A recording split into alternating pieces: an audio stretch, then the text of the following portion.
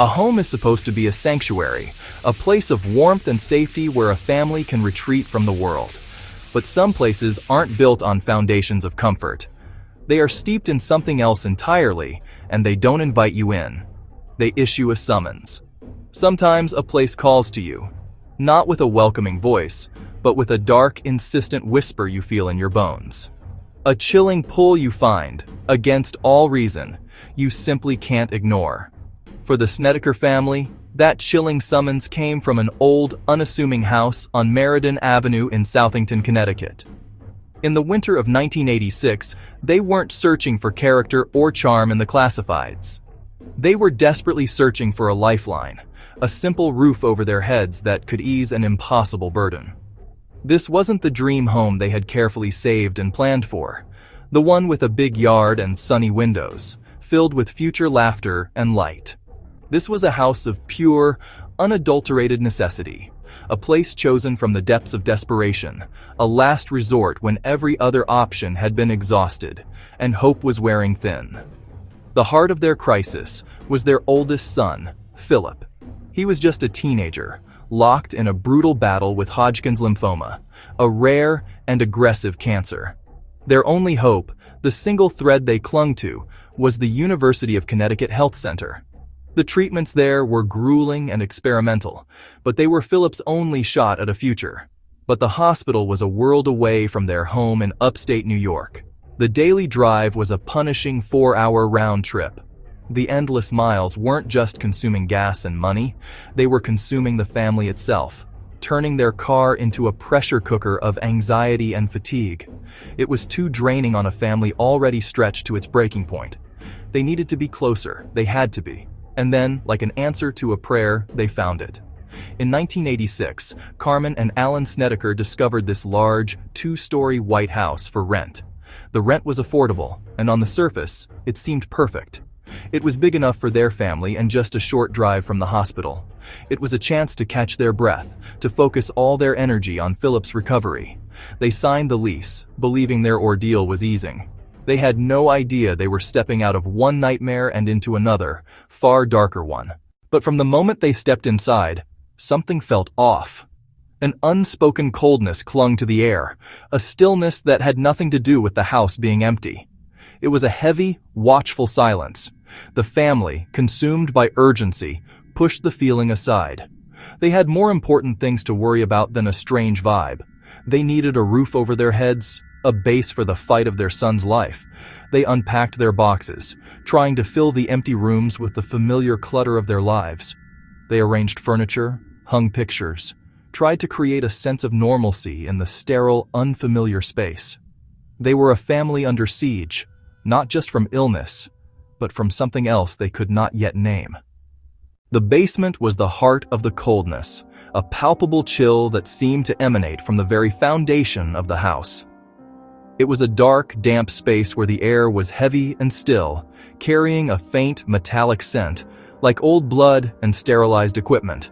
The concrete floor was perpetually slick with a thin film of moisture, and the rough-hewn stone walls seemed to sweat, weeping a cold, clear liquid that trickled down in silent, glistening trails. When Carmen and Alan first moved in, their initial exploration led them to a shadowed recess they had almost missed.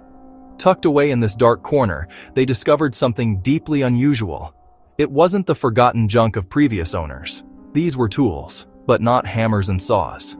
These were strange antique instruments of gleaming, sterile metal, meticulously arranged as if their user had just stepped away. There were scalpels of unusual shapes, clamps and retractors that looked disturbingly surgical. Alongside them were glass tubes and rubber pumps, their purpose a chilling mystery. Cold porcelain tables stood nearby, their surfaces marred by faint scratches.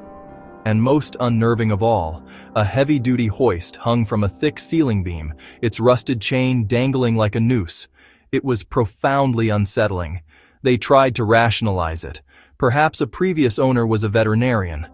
But the feeling of a dark purpose was impossible to shake. Still, they pushed their unease aside. They cleared the items out, the cold metal heavy in their hands, disturbing decades of dust as they worked to create a usable space. It was this very space they chose for their sons. They set up a bedroom for Philip and his brother, bringing in a bed and a warm lamp to fight back the gloom. They reasoned that the constant coolness would be a welcome relief for Philip. His young body was worn down by cancer treatments, leaving him perpetually feverish and weak. Their intentions were born from love and desperation, but they had no idea what they had truly done. They weren't just putting him in a cool room. They were placing their vulnerable son in the very epicenter of the house's dark and hungry history, a place where the past was not dead, but merely waiting. The family had only been in the house for a few weeks when the basement began to call to Philip. It was a damp, forgotten space, but for him, it became a sanctuary. It was down in that basement that he began to change, to unravel. The cheerful boy his parents knew receded, replaced by a sullen stranger. His personality became dark and volatile, prone to sudden anger followed by long, unnerving silences. He filled notebooks with disturbing poetry about shadows that breathed and walls that whispered. His drawings were even more unsettling, grotesque figures with limbs twisted at impossible angles. Then came the whispers, murmuring his name from the vents and cracks in the plaster. He told his parents he saw things in the dark that came with the whispers. Men with hollow eyes, impossibly tall and thin, who stood in the corners of his room, just watching. They never moved, their presence a suffocating weight. His frantic parents sought logical explanations, medication side effects, lingering trauma. They took him to doctors who offered diagnoses but no relief. They tried to reassure him, telling him it was just his imagination, nightmares bleeding into his waking hours. But his terror was agonizingly real. He would wake up screaming, drenched in a cold sweat, convinced someone had been in his room. He'd swear he felt a cold touch on his skin, heard a voice whisper directly into his ear, right beside his bed. The haunting wasn't confined to Philip's mind. The house itself was becoming sick. A strange cold began to permeate the halls, a damp chill that sank into your bones. Even on warm days, the stairs felt like a freezer. Pockets of intense cold would drift through, breath visible for a moment, then gone. And then came the tidying. They'd leave a jumble and return to find an unnerving order. Objects would be arranged with a stark precision. It wasn't just cleaning, it was a correction, as if an unseen hand was restoring the room to its former purpose, erasing the family's presence. One day, while cleaning, Carmen and her niece stumbled upon the house's hidden truth, a small, concealed door in the basement. They discovered a collection of small coffins, some sized for children, old photographs for viewing, and personal effects belonging to the dead. The truth hit them like a blow. The strange tools, the tables, the hoist. It all made sense. Their new home had once been a funeral parlor. The basement, where Philip slept, was the old mortuary and embalming room. They weren't just living in a house, they were living with the dead. The discovery was like turning a key in a lock. Whispers became clearer. Shadows grew bolder. The family knew what the house was, and the house knew they knew. The presence began to take on shape, though it remained largely unseen. No longer random sounds and chills. Distinct personalities were emerging. Philip described them in chilling detail. Two men, one tall and thin, with long black hair, a cruel smile, and a pinstripe suit, seeming to be in charge. The other was shorter, with a round face and sad eyes, weaker, almost a victim himself. They tormented him at night, standing by his bed, filling his head with terrible thoughts. The haunting demanded attention, relentless and personal. Carmen Snedeker, pushed to the edge, refused to surrender her family. Alan tried to hold on to disbelief, but Carmen knew what she was experiencing was real and malevolent. Her instinct to protect overrode fear. She began a desperate search for answers, hoping someone would believe and help. She spoke to neighbors and historians, piecing together the house's history. Then came the full truth. It had been the Hallahan funeral home for years. The morticians were rumored to have practiced more than embalming. Necromancy, dark rituals, communicating with the dead. These entities had been summoned, disturbed, and empowered. The house wasn't just haunted, it was cursed. Carmen reached out to the church, pleading for help. At the end of her rope, Carmen made a call that would change everything. She contacted Ed and Lorraine Warren. Known for other high-profile cases, they were the family's last resort. They recognized the severity immediately. They arrived with researchers and deep knowledge of the preternatural. From the first step inside, the atmosphere felt saturated with malice. A suffocating blanket of negativity, multiple entities, and a dominant, inhuman force. Ed interviewed the family, documented testimony, examined the basement, and confirmed a powerful vortex fed by death and ritual. The house was a gateway. Something terrible had come through. The Warrens declared the house infested and prescribed a formal rite of exorcism. The night of the exorcism was thick with unnatural tension. The house seemed aware of the coming confrontation. Ed and Lorraine assembled their team. The family was told to stay together and pray. The battle would be fought in the basement, where it began. They descended into the cold, armed with crucifixes, holy water, and the ancient words of the rite. As the prayers began, the house erupted in fury. A guttural growling echoed. Inhuman. The whole house shook.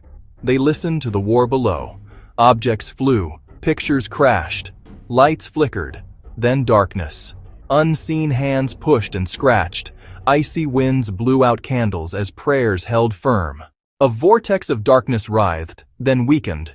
The prayers did not falter. Slowly, the power of the rite took hold. The violent activity subsided. The shaking stopped. The growling faded. Calm settled. The oppressive chill lifted. Exhausted, they declared success. The presence was driven out. The tormented commanded to rest. For the first time in months, hope returned. But hope is fragile in a house of shadows. A profound quiet fell over the house. The constant hum of fear was gone. Doors stayed shut. Lights remained steady. The whispers fell silent. For the first time, it felt like just a house. They had won. They reclaimed their home.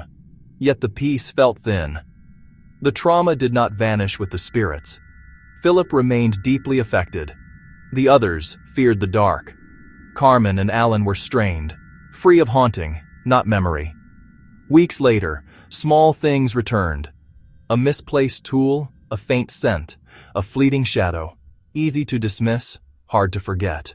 The fragile peace could not last. Incidents increased in frequency and intensity. Cold spots returned. Whispers became murmurs. The violent presence was gone, but the house was not empty. Residual energy, decades of death and dark rites, was too deep to erase. The house was reawakening. Exhausted and broken, they reached their limit. They could not endure another battle. They had to go. Leaving felt like defeat, after a brief victory.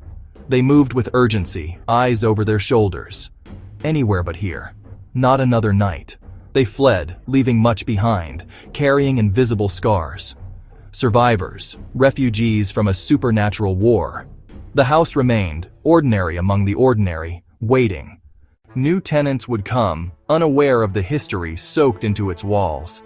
Did the evil truly leave, or lie dormant, waiting for the right fear, the right vulnerability, to rise again? A house with such a past is like a loaded weapon. The exorcism may have lifted the finger from the trigger, but the chamber is still loaded. Another haunting could come. Another family could be tested. What really happened inside those walls? Sometimes, the most ordinary-looking house is a gateway to unimaginable horror, its echoes waiting to be heard again.